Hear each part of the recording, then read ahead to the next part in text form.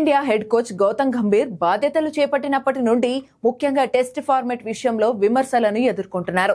బంగ్లాదేశ్ పై clean sweep చేసినప్పటికీ New Zealand తో సిరీస్ ఓటమితో పాటు బోర్డర్ గవాస్కర్ ట్రోఫీని ఆస్ట్రేలియా చేతిలో ఓడిపోయిన తర్వాత ఈ విమర్శలు మరింత పెరిగాయి.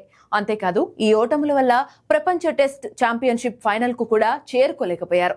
ఇక సీనియర్ ఆటగాళ్లు విరాట్ కోహ్లీ ఇంకా రోహిత్ శర్మ టెస్ట్ క్రికెట్ నుండి రిటైర్మెంట్ ప్రకటించడంతో ఈ ఎదురు దెబ్బలు మరింత తీవ్రమయ్యాయి. జట్టు కూడా పూర్తిగా మారింది. వీరితో విజయాలు అందుకోగలరా అని విమర్శిస్తున్నారు. అయితే ఆల్రౌండర్ శార్దుల్ ఠాకూర్ కోచ్ కు మద్దతుగా నిలిచాడు. గంభీర్ లక్షణాలు అలాగే పోరాట పటిమ జట్టుకు ఖచ్చితంగా అవసరమని నొక్కి చెప్పాడు. గంభీర్ వల్ల ప్రాక్టీస్ సమయంలో అలాగే ఒత్తిడి పరిస్థితుల్లో డ్రెస్సింగ్ రూమ్ ను స్ట్రాంగ్ గా మారుస్తున్నాడని చెప్పుకొచ్చాడు.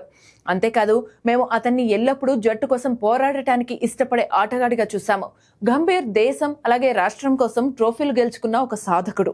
అతని ఆ అనుభవాలు అలాగే ప్రేరణలన్నిటినీ జట్టులోకి తీసుకొస్తాడు. విమర్శలు వస్తాయి, అలాగే పోతాయి, కానీ ఒక జట్టుగా గెలవడం ముఖ్యం. ఆ విషయానికి వస్తే మనం సరైన దిశలో పయనిస్తున్నామని నేను నమ్ముతున్నాను. ఏది ఏమైనప్పటికీ టీమిండియా జట్టును ముందుకు నడిపించడానికి గంభీర్ సరైన వ్యక్తి అని తాజా ఇంటర్వ్యూలో చెప్పుకొచ్చాడు.